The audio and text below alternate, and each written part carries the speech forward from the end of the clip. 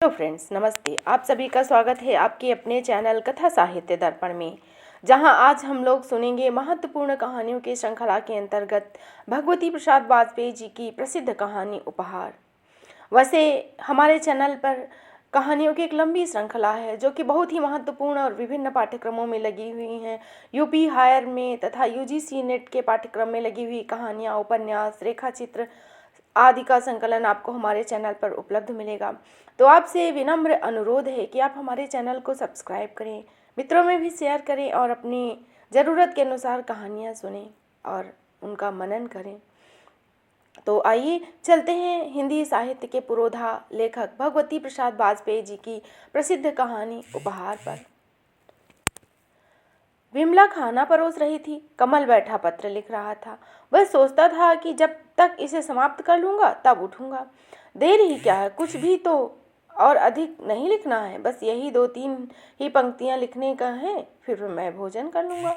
और विमला मन ही मन झुलझुला रही थी कि जब तक मैं साग पकाऊं तब तक तो आफत मचा दी। अब 2 मिनट में विकल हो होकर पूछ रहा था कितनी देर है, और अब जब मैंने बना लिया है, परोसने लगी, तब ये आ नहीं रहा है और कह रहा है अभी आया अभी आया, मगर आते नहीं। बस इनकी यही प्रकृति मुझे अच्छी नहीं लगती। कितनी तकलीफ होती है खाना पकाने में, बनाना पड़े तो मालूम हो जाए, और मालूम क्या हो जाए, खुद भी तो ना खा सके उसे, फिर भी किसी तरह जो मर खप के बना लूँ, तो ये हाल है इनका कि मुझे बेवकूफ़ बनना पड़ता है। कुछ कहो तो झट जवाब दे बैठेंगे, फिर बनाती ही बेकार हो। मैंने तो 1000 बार कहा है महराजिन रख लो। मैं भी बैठी रहूँगी इसी तरह। जब बुलाना व्यर्थ है तो बुलाया ही क्यों जाए। ना अब मैं बुलाऊंगी और ना ही कुछ कहूँगी। अरे सुनती हो, विमला को ही लक्ष्य कर कमल ने कहा था, लेकिन विमला ने सुनकर भी नहीं सुना। उसने कोई उत्तर नहीं दिया। वह क्यों उत्तर दे, किसका उत्तर दे, किसे उसके उत्तर की अपेक्षा है। जब कहते कहते हार गई तब नहीं आए, और इतनी देर के बाद भी वहीं से कहती हो सुनती हो कह रहे हैं। कोई क्यों सुने, क्या पड़ी है जो उसे सुने। वह नहीं सुनती, कोई नहीं सुन रहा है। वह सुनती तो है मगर नहीं सुनती। कमल अब उठकर उसके पास चला आया। वह आया तो निकट खड़ा रहा। कुछ लोग आ रहे हैं और उनमें इस समय 2 बातें कर लेनी है। बेचारे बड़ी दूर से आए हैं। मुझसे यह नहीं हो सकेगा कि उन्हें बेरंग वापस लौटा दूं। कुछ वक्त तो देना ही पड़ेगा, कुछ ऐसी ही आवश्यकता है, समझती हो ना। तुम अब खाना खा लो, मुझे शायद देर ही लग जाए। शायद क्या, बल्कि निश्चित है कि देर लग जाएगी। विमला ने पहले तो चाहा कि चुप ही रहे, अब भी उनकी इन बातों का कोई उत्तर न दे, किंतु वास्तव में वह इस प्रकार की नारी नहीं है। परिस्थिति और कारण को लेकर उसकी मर्यादा की अवमानना करना उसकी प्रकृति के प्रतिकूल है। वह अतीत से उलझती रहती है क्योंकि उसी का प्रभाव लेकर भविष्य को देखती है, किंतु वर्तमान की उपेक्षा उसे स्वीकार नहीं। अतः उसने कहा, किंतु क्या 10-5 मिनट के लिए उन्हें रोक नहीं सकते। वे लोग क्या तुम्हारा इस समय भोजन करना भी रोक देना उचित समझेंगे। तुम्हारी असुविधा का क्या उन्हें जरा भी ख्याल नहीं होगा। कमल ने लक्ष्य किया। विमला खुद भी भूखी है, समय भी अधिक हो गया है। इसी स्थिति में उसने बनाया है। कितनी देर से वह प्रतीक्षा में बैठी है, और अब जबकि मुझे उसके साथ बैठकर खाना खाना चाहिए, मैं उसे इस प्रकार का प्रस्ताव दे रहा हूँ। उसने एक बार फिर से विमला के उत्तप्त अरुण मुख की ओर ध्यान से देखा। उसे अपना प्रस्ताव सर्वथा प्रीतिकर प्रतीत हुआ। वह लौट पड़ा। लौटते हुए कहा, अच्छा तो मैं अभी आया। उन्हें कमरे में आदर के साथ बिठाया हूँ और साथ ही 10 मिनट तक और अधिक प्रतीक्षा करने की अनुमति ले आऊँ। हाँ, तुम आए हो मेरे राधाकांत बाबू, यह डेपुटेशन लेकर। अच्छा यार, लेकिन यार बहुत दिनों में मिले हो, और फिर इस डेपुटेशन के साथ। खैर मैं अभी आया, मैंने अभी तक भोजन नहीं किया है। कुछ इतने आवश्यक कार्य में लगा रहा कि भोजन करने तक का समय नहीं मिला। जा ही रहा था कि पता चला आप लोग तशरीफ लाए हैं। कमल ने स्वाभाविक उल्लास मुखरित ढंग से कहा, अच्छा तो है, कराओ भोजन, लेकिन अकेले भोजन कर लोगे। राधा बाबू ने हंसकर मृदुल दोलन में साधारणतया कह दिया, उसी प्रकार जैसे भी कोई भी मित्र दूसरे मित्र से ऐसी परिस्थिति में प्रायः कह देता। अच्छी बात है, मेरा सौभाग्य, चलो तुम भी चलो। कमल के उत्तर के साथ उसका हार्दिक उल्लास भी मिश्रित होकर फूट निकला। ऐसे नहीं जाता। इस तरह तुमको तो कुछ मालूम न होगा, किंतु दूसरी आत्मा को जो आकस्मिक कष्ट होगा उसे मैं कैसे सहन करूँगा। न यार कमलेश, मुझे इस समय भोजन नहीं करना है। मैं तो यूं ही कह उठा, मैं भोजन कर चुका हूँ। राधा बाबू कहते कहते गंभीर हो उठी। कमल ने लक्ष्य किया कि यह राधाकांत एक समय का कितना चतुर था। क्लास भर इसके मारे परेशान, बल्कि एक प्रकार से आंदोलित रहता था, और आज देखता हूँ कि इसे कालांतर में वह कैसा विवेकशील बन गया है। तब राधाकांत की प्रति कमल पहले अजय आदर भाव से देखता रह गया, फिर कुछ सोच समझकर बोला, नहीं राधे, असुविधा की कोई बात नहीं, कम पड़ेगा तो और कुछ बाजार से मंगवा लूँगा। चलो तो, अब तो तुमको चलना ही पड़ेगा। मेरे एक मित्र भी खाएंगे विमला, बड़े ज़बरदस्त आदमी हैं, इच्छा मात्र करने से सफलता इनके चरण चूमती है। मुझे क्लास फेलो रहने का गौरव प्राप्त हो चुका है। मुझे पता ही न था कि जेल जाकर यह शैतान बजाय दुर्बल पड़ने के इतना मोटा हो जाएगा। देखती क्या हो, वजन में 3 मन से कम ना होगा। यह जो कुछ भी तुमने बना रखा है, मैं तो समझता हूँ केवल इसके लिए भी काफ़ी न होगा। कमल ढूंढ ढूंढ कर ऐसे शब्दों का प्रयोग कर रहा था जिससे विमला को पता चल जाए कि उसका यह मित्र ऐसा वैसा साधारण व्यक्ति नहीं है, बड़ा आदमी वह है ही, साथ ही उसका घनिष्ठ मित्र भी। विमला ने स्वामी के इस घनिष्ठ मित्र को केवल एक दृष्टि से देखकर साड़ी को सिर पर आगे तक कुछ और अधिक खिसका लिया। 2 थालियों में भोजन परोस कर रखा गया। उसने पूर्ववत थोड़ा थोड़ा कम लिया, क्योंकि आकस्मिक आतिथ्य और समय समय के जलपान के लिए जो मिष्ट और सलोने खाद्य पदार्थ उसने बना रखे हैं, उनका भी उपयोग उसे अब करना है। बाजार से ही कुछ मंगाना पड़ा तो फिर गृहस्थी की मर्यादा क्या रही, परंतु उसने कहा आइए। तब कमल अपने राधे को लेकर भोजन करने बैठ गया। वह भोजन कर रहा था और साथ ही कुछ सोचता भी जाता है।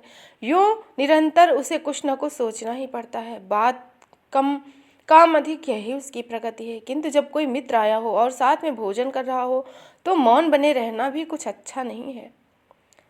मानो इसी बात को लक्ष्य कर कमल ने कहा, और कहो राधे, खूब अच्छी तरह से हो ना? किसी प्रकार की कोई असुविधा या कष्ट तो नहीं? अंतिम शब्द कहते कहते कमल राधे की मुंह की ओर देख हंस पड़ा। देखता हूँ तुम बड़े आदमी हो गए हो, यहाँ तक कि तुमने इतना वैभव अर्जित कर लिया, इतना कि तुम्हें देखकर मुझे ईर्ष्या होती है, तो भी तुम्हारा वह असाधारण सारल्य ज्यों का त्यों बना है।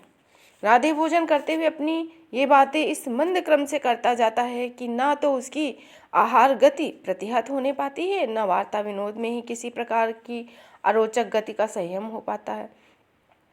साथ ही साथ वह कभी कभी विमला पर भी एक दृष्टि डाल लेता है। तो तुम्हारा ख्याल यह है कि काल गति से हमारी प्रकृति भी बदल जाती है? लेकिन भाई राधे, मैं ऐसा नहीं मानता। जीवन के प्रकपित अवधान हमारी गति बदल सकते हैं, हमारे आचार व्यवहार की रूपरेखा को भी उलट पुलट डालते हैं। मैं ये मानता हूँ, किंतु हमारी नैसर्गिक प्रगति पर उनका अनुशासन कभी नहीं चल सकता। क्षणिक परिवर्तन करने में भले ही वे यदा कदा सफल हो रहे हों। राधे कमल की इस बात को सुन मुस्कुराने लगा और कमल ने उसके इस हास्य को यथार्थता के साथ लक्ष्य कर कहा, जान पड़ता है मेरे साथ तुम्हारा मतभेद पूर्ववत बना है। विमला दोनों को बातें करते छोड़ भंडार में चले गए। लौट कर उसने 2-2 कटोरियों में मिष्ठान और नमकीन पदार्थ दोनों थालियों के निकट रख दिए। तब उसी समय एक कटोरी से कुछ खुरमे एक साथ उठाकर मुंह में डालने के पूर्व राधे बोला, तुम्हारे गृहस्थ जीवन के इस सफल स्वरूप के लिए मैं तुम्हें बधाई देता हूँ कमलेश। कमल हंसने लगा, बोला, अच्छा अच्छा, ये बात है, धन्यवाद। फिर विमला की ओर उत्फल लोचनों से देखकर कहने लगा, सुनती हो विमला, राधे तुम्हें बधाई दे रहा है। विमला चाहती तो उत्तर में कुछ कह सकती थी, किंतु वह कुछ न बोली। हाँ, विकल्प में थोड़ा मुस्कुरा दी। कढ़ाई में रखे हुए साग को एक कटोरे में संभाल कर रखने में व्यस्त अवश्य हो गई। तब राधे ने उस समय न विमला को ही कुछ कहने का अवसर दिया, न कमलेश को। अब वह उसकी बात पर आ गया जिस पर उसको मतभेद था। वह बोला, हाँ, तुम्हारी उस बात को मैं भूल ही गया, प्रकृति परिवर्तन के संबंध में जो तुमने भी कही। हाँ हाँ, कहो कहो, मैं जानना चाहता हूँ इस विषय में तुमने क्या अनुभव किया। कमल ने कहा ही था कि राधे बोल उठा, असल बात यह है भाई कमलेश कि मनुष्य प्रकृति को ही पहले जरा समझ लेने की जरूरत करे। क्या उसकी प्रकृति है और क्या अप्रकृति। वास्तव में इसी को समझ लेना आवश्यक है। लोग प्रायः कहा करते हैं कि फला आदमी तो बिल्कुल ही बदल गया। लोग उसकी रूपरेखा, उसके आकार प्रकार को देखकर ही प्रायः इस तरह की बातें कह डालते हैं, पर परिस्थिति के चक्र में घूमने और छिन्न भिन्न होते हुए उसके क्षण क्षण के जीवन को देखकर वे ये नहीं सोचते कि प्रकाश सदा प्रकाश नहीं रहता। यह बात दूसरी है कि कोई प्रकाश दिन का हो, निशा का हो, किंतु जो प्रकाश रजनी के अंतर से फटा हुआ है वह अंधकार क्यों है। तब तत्काल उत्तरंग मानस से कमलेश बोल उठा, वंडरफुल, कितनी अच्छी बात तुमने अनायास ही कह डाली, वाह। विमला ने उसी समय एक बार राधे के उस तेजोमय मुख की ओर दृष्टिक्षेप किया। थोड़ी देर से उसकी छाती के भीतर भूकंपकालीन रत्नाकार की भांति जो भीम विस्फुरन प्रतिध्वनित हो रहा था। राधे के इस कथन को लेकर और एक बार उसकी ओर देखकर आप से आप वह बिल्कुल शिथिल ध्वस्त हो उठा। जिस त्यक्त अतीत ने आज भी उसके मन प्राण तक को बार बार स्तंभित, विकलित और विकंपित कर कर के एक अव्यक्त अभियोग से अतिशय अस्थिर किंबा विमूढ़ कर डाला था। निमेष मात्र के इस वैकल्पिक उपायन से उसके पराभूत चित्त की सारी बात की बात में निष्प्रभ निशांत हो उठा। इस समय भोजन करके दोनों मित्र खड़े हो गए। रात के 11 बज रहे थे। कमलेश सो रहा था, पास ही विमला भी लेटी हुई करवटी बदल रही थी। कुछ स्वप्न उसके मानस पटल पर उतर आए। तुम्हारी ये आदत अच्छी नहीं है भैया। कौन सी? पूछते हो कौन सी? लो, जब मालूम नहीं तो पूछना ही पड़ेगा, क्या गुनाह है? हाँ गुनाह। मैं तुम्हें भैया जो कहती हूँ। वह चुप रह गया। उसका मुख यकायक उतर गया। कोई बात वह फिर न कह सका। तब वह चलने लगी, कुछ उद्विग्न होकर, अपने तिरस्कार अपने ऊपर लाद कर। किंतु उसी समय उसने सुना, वह कह रहा है, मेरी इस बुरी आदत के अनुभव करने का तुम्हें अब कभी अवसर न मिलेगा विमला। मैं यहाँ से चला जाऊँगा। वह लौट पड़ी। अपनी मर्यादित गंभीरता से विचलित होकर वह बोली, सचमुच क्या तुम कानपुर छोड़ दोगे?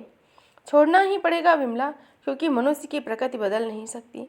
उत्तर में वह कुछ न कह सकी। यद्यपि उन निर्वाक, निष्पद, निष्ठुर क्षणों ने उसके इस जीवन को ही व्यर्थ कर डाला, तो भी उन क्षणों को वह फिर कभी न पा सकी, आज तक न पा सकी।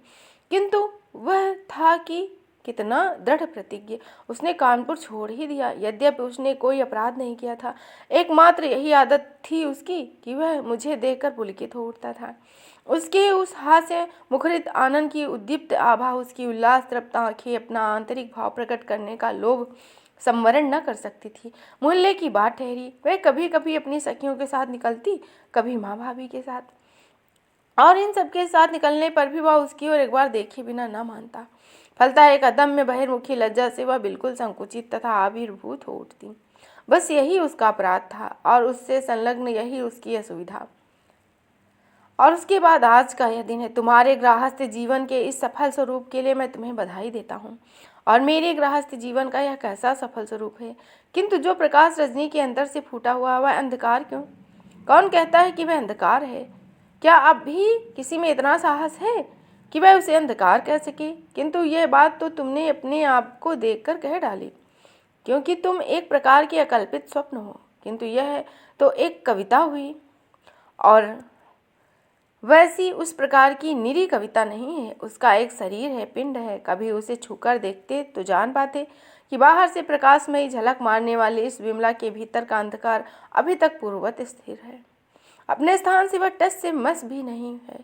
अभी तक उसके भीतर की गर्वित नारी उसी प्रकार त्रसित है जैसी पहले कभी थी। उसके प्राकृत स्वरूप का सांगोपांग अर्थ नहीं किया जा सकता, यहाँ तक कि वह अभी तक माँ भी नहीं हो सकी, और फिर भी तुम उसे गृहस्थ जीवन का साफल्य देखने चले थे। ओह, इस परिवार का अंतरंग न देखकर उसके वह रूप पर तुम ऐसे मुग्ध हो उठे कि बधाई उसे दे डाली। किंतु तुम्हारी यह बधाई तो उन्हीं के लिए थी, मेरे साथ उसका क्या संबंध? वह बधाई मेरे लिए नहीं है। किंतु ठीक तो है, उन्होंने कह डाला था, सुनती हो विमला, राधे तुम्हें बधाई दे रहा है। लेकिन उनके कहने से भी वह बधाई मेरे लिए नहीं हो सकती। वह उनके लिए ही थी, हाँ उन्हीं के लिए। तो क्या वास्तव में वे बधाई के पात्र हैं? क्यों भला? क्या वे बधाई के पात्र केवल इसलिए हैं कि मेरे जीवन की यह धारा भी उन्हीं के साथ साथ प्रवाहित हो रही है? तुम तो सोचते हो कि यह विमला अभी तक इसमें समर्थ है कि उसकी संगति का योग मात्र किसी को भी बधाई का पात्र बना सकता है। उफ, तुम ऐसा क्यों मानते हो राधे भैया? क्या तुम अपनी प्रतिज्ञा भूल गए क्या तुम्हें याद नहीं कि तुमने किसी को कुछ कहा था कि मेरी इस बुरी आदत के अनुभव करने का अब तुम्हें कभी अवसर न मिलेगा। तो फिर इतने दिनों के बाद तुमने यह अवसर क्यों दे दिया? झर झर झर ये आंसुओं की बूंदें हैं कि सुधा वर्षण के मोती। ओह, जीवन की ये 10 वर्ष यूं ही बीत गए। युग पलटा, कितने भूकंप आए, कितनी रिमझिम रातें, कितनी शारदी निशाएं, कितने वासंतिक दोलन आए और गए, किंतु राधे की छाया भी कहीं न देख पड़ी। और एक युग के बाद जानबूझकर भी नहीं, अनायास वो जो इस कुटीर में आ ही पड़े। तो यह विमला, यह मूर्त कालिमा अपने आप को न देख दोष देती है उसे, जो दिवाकर की भांति वरेण्य और मनोस्वी है। तो तुम मुझसे बोले क्यों नहीं? कुछ विस्मय और कुछ दुलार से ओतप्रोत होकर तुमने मुझे निकट पाकर मेरा नाम लेकर पुकारा क्यों नहीं? तुम्हारी मुद्रा इतनी गंभीर क्यों बनी रही? एक बार भी सिर उठाकर तुमने मुझे ध्यान से देखा क्यों नहीं? मुझसे छूट कर जाओगे कहाँ? झर झर झर ये अमृत की बूंदें क्रमागत रूप से क्यों आ रही हैं? झरने से बूंदें यूं निरंतर आ सकती हैं, किंतु इस प्रकार के अमृत बूंदों को वह कहाँ से लाएगा? और उसके निस्वार्थ के साथ वह निस्वर्ण कैसा है? ये रुदन की सिसकियां हैं या किसी निर्झर की उत्तप्त उर्मी मालाओं का अदृष्ट मुखरित मोहल्लास? तुम रोती हो विमला? एकाएक उठकर झट से विद्युत प्रकाश स्फुटित कर कमल विमला के पलंग पर आकर उससे मिश्रित होकर बैठ गया। फिर उसके सिर पर कुंतल रास वेड़ी और उसके अंतिम छोर तक अपना वाम हस्त फेरते हुए बोला, रोती क्यों हो विमला? बताओ, मैं जानना चाहता हूँ कि मुझसे क्या अपराध हुआ है। अब विमला आंसू पोंछकर स्थिर होकर बैठ गई। उसका एक हाथ अब भी कमल के हाथों में था। उसके रुद्र गंभीर मुख की अप्रकृत भंगिमा देख कमल एकाएक स्तब्ध हो उठा। और उसी समय विमला बोली, अपराध की बात पूछते हो? हाँ, तो इस राधे को तुम अंदर क्यों ले आए? किससे पूछ कर ले आए? कमलेश अवाक हो उठा। तुरंत तो वह कोई उत्तर न दे सका, किंतु क्षण भर के बाद बोला, वह मेरा मित्र था, चिर परिचित मित्र। उसका स्वागत सत्कार करना मेरे लिए आवश्यक था, किंतु वह कोई भी हो, उसके संबंध में इतना सोचने की आवश्यकता ही क्या है? वह क्यों आया था? एक प्रस्ताव लेकर। क्या उत्तर दिया? उसकी बात मान लेना ही मैंने उचित समझा। स्वदेश के पीछे उसने अपना जीवन उत्सर्ग कर रखा है, उसके निर्विरोध काउंसिल में जाना चाहिए। उसके पक्ष में मैंने अपने आप को रोक लिया। जीवन उत्सर्ग कर रखा है? विमला ने अतिशय मंद स्वर में अटक अटक कर इस तरह कहा कि कमल उसकी अपरूप मुद्रा देखकर चकित और स्तंभित हो उठा। क्षण भर रुककर बोला, क्या बात है विमला? मैं जरा साफ साफ जानना चाहता हूँ। वह मेरा शत्रु है। मेरी जीवन धारा को उसने व्यर्थ में ही विकृत करने की चेष्टा की है। मोहल्ले के नाते से मैं उसकी बहन होती हूँ, फिर भी जानबूझकर उसने मेरी अवहेलना की है। मैं इसे कैसे सहन कर सकती हूँ? अरे पगली, ये मेरी ही भूल है, लेकिन तुम जानती हो विमला, मैं कुछ आज का नया भुलक्कड़ नहीं हूँ। खैर, मुझे अब इसका दुख है। चलते चलते वह अपनी सोने की घड़ी तुम्हें भेंट स्वरूप दे गया है। उसने कहा भी था, ये घड़ी मेरी बहन को दे देना, तुम उसे ले लो अभी, वह मेरे कोट के भीतरी जेब में पड़ी है। विमला सोचती है, ये उपहार है कि मृत्यु? तो इस तरह आपने सुनी भगवती प्रसाद वाजपेयी जी की सरस्वती प्रकाशन में प्रकाशित कहानी, जो कि गल्प संसार माला के भाग 1 में संकलित है। कहानी शीर्षक उपहार। आशा है आपको यह कहानी पसंद आई होगी। तो यदि आपको कहानी पसंद आए तो आप कहानी को लाइक करिए, आप चैनल को सब्सक्राइब करिए, अपने मित्रों में शेयर करिए और हमारे चैनल को सब्सक्राइब करिए। यदि कोई सुझाव है तो कमेंट के माध्यम से अवश्य कहें। तो पुनः हम आपके समक्ष उपस्थित होंगे किसी नए तथ्य के साथ, किसी नई कहानी के साथ। तब तक आप इसी ऊर्जा के साथ पढ़ते रहिए, स्वस्थ रहिए, मस्त रहिए। धन्यवाद।